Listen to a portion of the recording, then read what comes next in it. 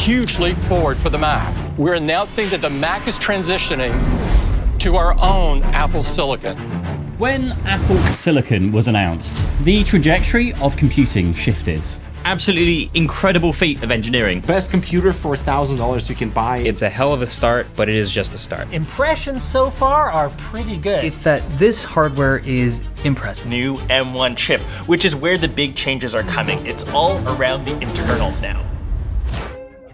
From the incredible and still to this day great value M1 powered devices to the most recent generation M4 and soon to be M5. And as someone who has been trading up from an M1 MacBook Air to a top spec M3 Max MacBook Pro, using the M4 MacBook Air has been a surprising revelation to me. So in this video, I want to share with you what my experience of using this M4 MacBook Air has been like as someone who uses it for a very wide variety of tasks. And I won't lie, this thin little thing has absolutely blown me away, to the point where I'm not even sure that we even really need a pro lineup of MacBooks anymore, because this M4 chip is so damn impressive that this is almost a perfect laptop. Now, the driving reason why I decided that I would downgrade or maybe side grade from a fully spec'd out 14-inch M3 Max MacBook Pro to the 13-inch M4 MacBook Air is that whenever I'm traveling,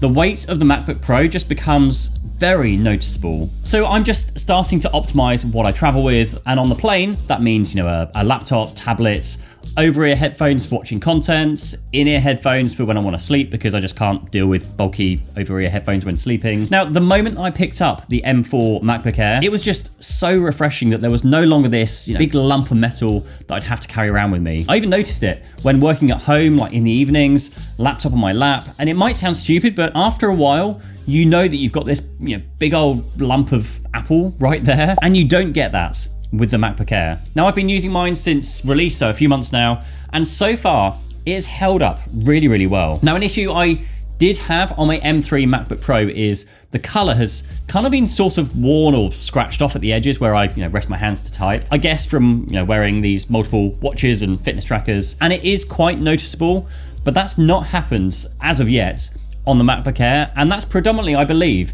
because the laptop is just so thin that there's not this big lip for my palm or my hand to rest on like there is with the much thicker MacBook Pro. So as far as I'm concerned, the weight is obviously a win for the MacBook Air. Now this year, there's of course a new color, which I did go for, along with speccing a 10-core M4 chip, 32 gig of memory, and 2 terabytes of storage. So yes, this is pretty much a maxed out MacBook Air, but I did want the best spec I could get in a machine that's just as thin and as light as a MacBook Air.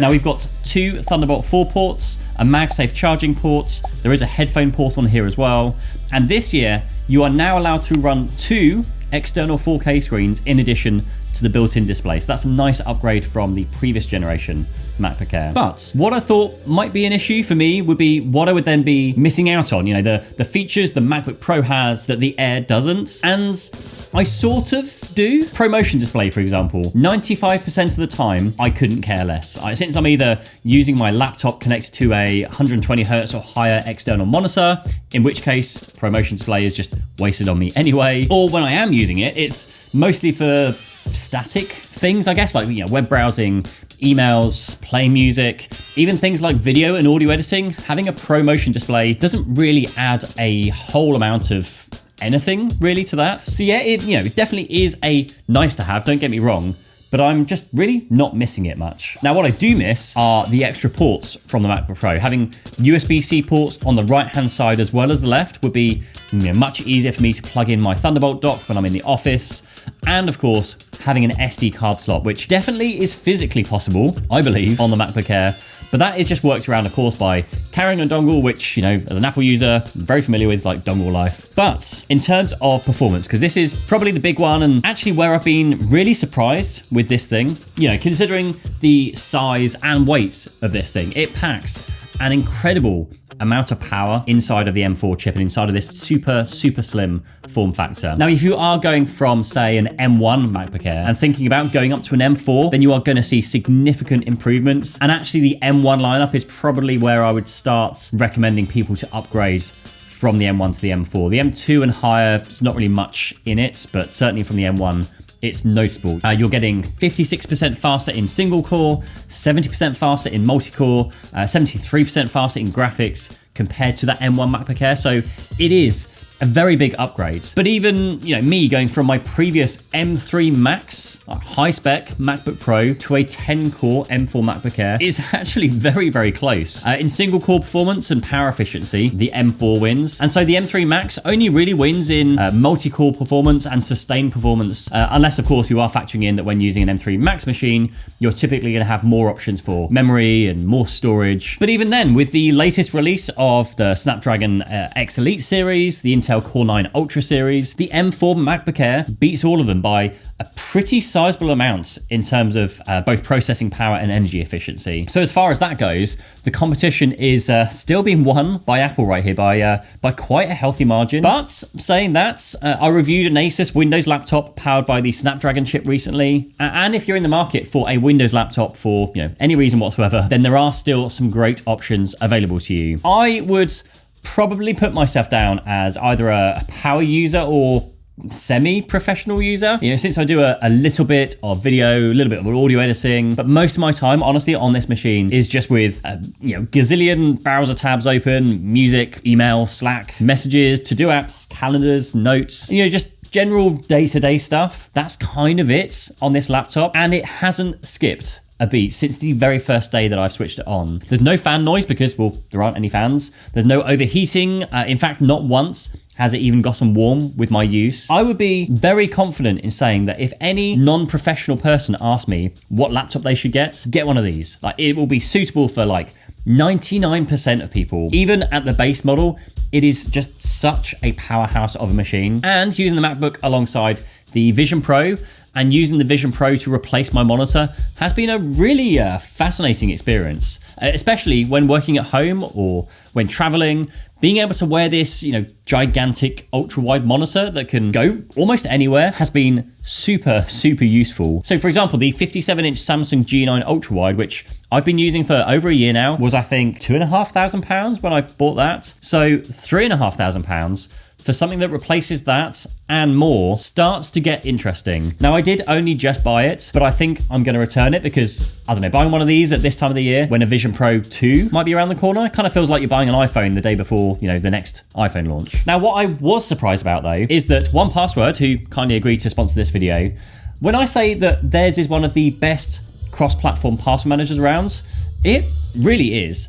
Beside the fact that they have a 50% off promotion going on right now, beside the fact they've asked me to talk about their travel feature, which allows you to have certain vaults of passwords physically removed from your devices when traveling, the Vision Pro actually uses Face ID or whatever the Vision Pro equivalent is to unlock and also fill passwords inside of Vision Pro, which genuinely I wasn't expecting. But again, awesome to find out that it just works inside of Vision OS. And it just works as well as, it works on every other platform I've tried. Now, the travel feature I mentioned is available to all 1Password users, and by enabling travel mode via the web interface, any vaults you have not marked as safe within 1Password are immediately and physically removed from your device. So if you're a journalist or just someone visiting countries that are, super cautious and who might ask you to unlock your device, this feature is especially useful. And again, you can grab 50% off using that link down below this video. Now, alongside with the Vision Pro,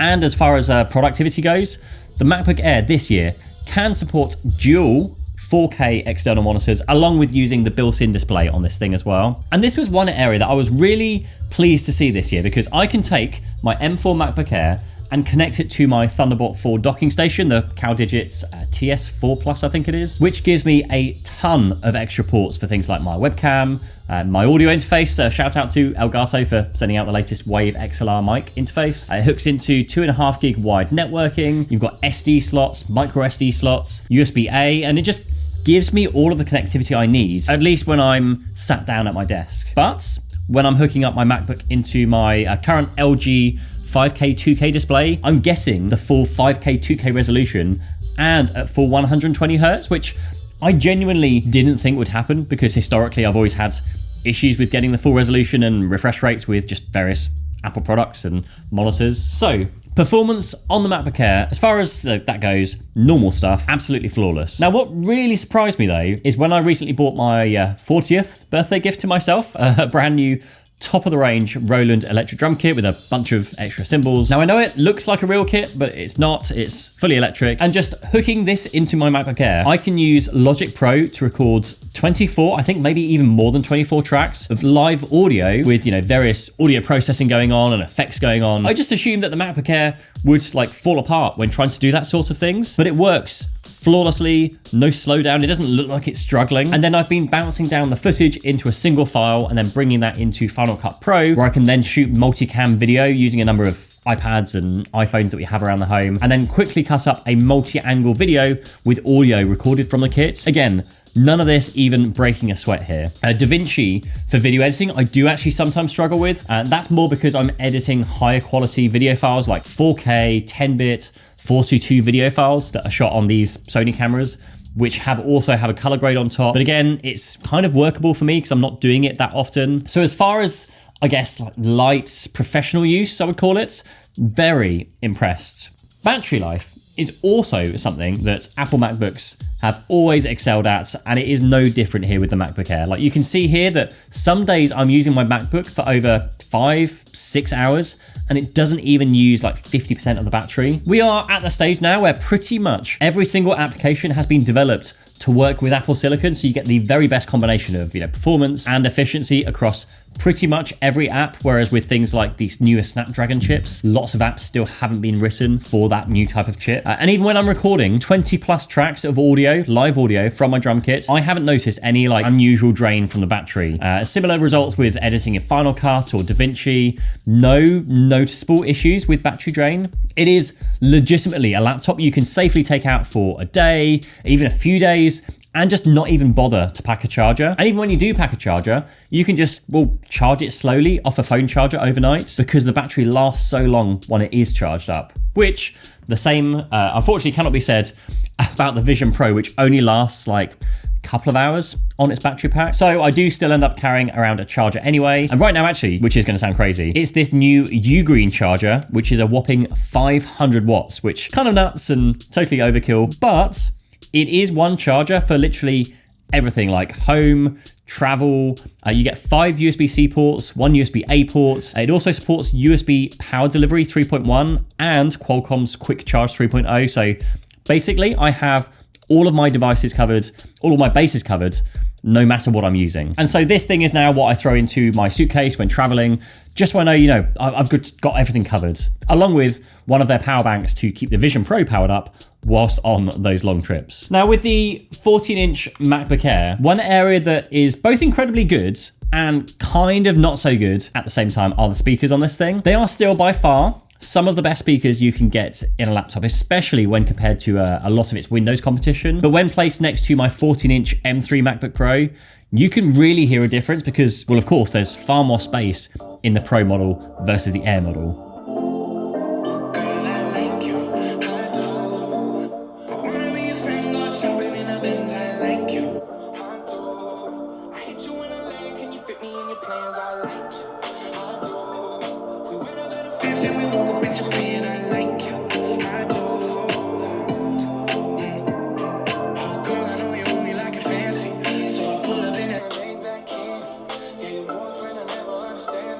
So, with everything I've experienced, why would you want to upgrade to a MacBook Pro? Well, if you need more memory or more storage, then the MacBook Pro is really the only option you have to work with, unless of course you're happy to work with external SSDs. Of course, there's the whole 60 Hertz versus 120 Hertz thing. So if that's a thing for you, then again, the Pro is what you should be going for. But beyond that, it's really only multi-core performance that would really push you to picking up a Pro.